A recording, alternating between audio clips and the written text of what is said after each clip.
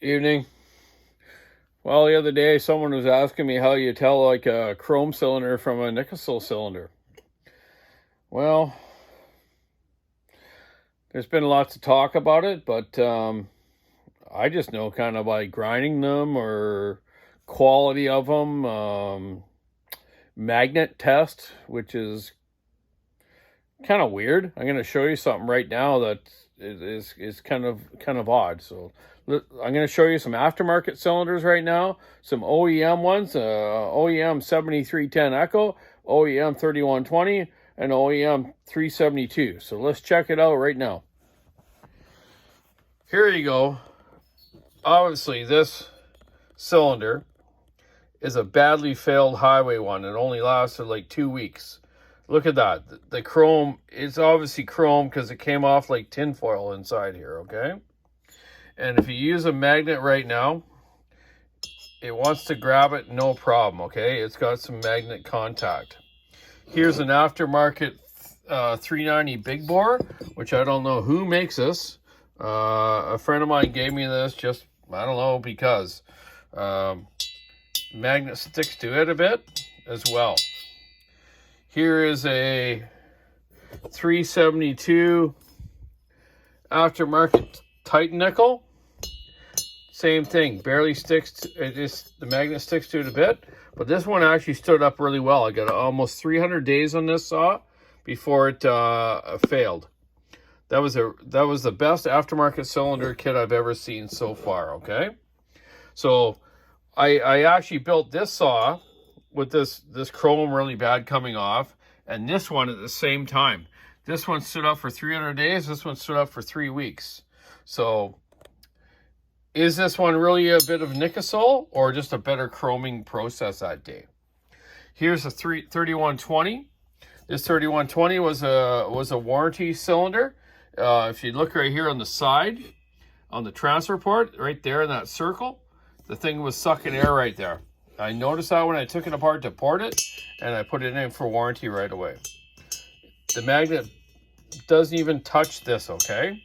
So I believe that is nickelsil, which I know most OEM ones are. Here's another 372. It's a Molly cylinder right there. Molly, okay. 372. Used. The magnet sticks to it just a little bit, okay? Not as much as here, though, okay? These ones here, the magnet sticks to it a lot more. And the process of the chrome looks a little bit different, or nickelsil. I'm not sure yet. Here's the 7310 Echo. Stock cylinder. Magnet doesn't stick at all to it, okay?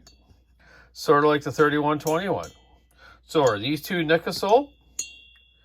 And this one Molly is a bit of a chrome process or some sort of nickelsil that is magnetic. I don't really know. But I do know aftermarket cylinders like this one is absolutely junk. You know, that was like Reynolds wrapped around inside of an aluminum bore. I don't even know if I'll use this big bore 390. I might with just some sort of wood, firewood saw or something, but I would never give it to a professional. So there you go. That's about the only way I know really how to indicate them. I do know, like, when I have ported a couple aftermarket cylinders, they chip really bad, and there's like, bad plating in them, either nickelsil or chrome. If anyone else has a different idea, let me know. I'd be interested to hear. But I do know mostly all OEM ones are nickelsil. I just don't understand why this one 372 here Molly magnet kind of sticks to it, and this one doesn't. The 3121, which is, I thought it was a Molly, but maybe it isn't. Maybe it's a KS cylinder. I'm not really sure, okay? And the Echo itself, obviously they make their own, I believe. Kjort's company. Very good quality though. The Echoes have great engines, man. They're really well built. So Excuse me. There you go. I'm not really sure about all that, but I can just kind of see what stands up and what doesn't stand up, and kind of what I just did with the magnet test there, and just visually seeing it. Like if you visually look at this Echo, it's quite shiny, right? You know, bit of a crosshatch in it. Same with the 3121, where the other like chrome kind of highway ones they don't really have a crosshatch. They're kind of honed weird and just like a different kind of color to them. So there you go. That's enough for tonight. Time to get back up and watch a little TV and watch the Blue Jays hopefully win tonight, and go from there. Keep your saw on the wood, stick in the ice, rubbing the road. Have a great day. Keep your saws tuned up. Catch you later.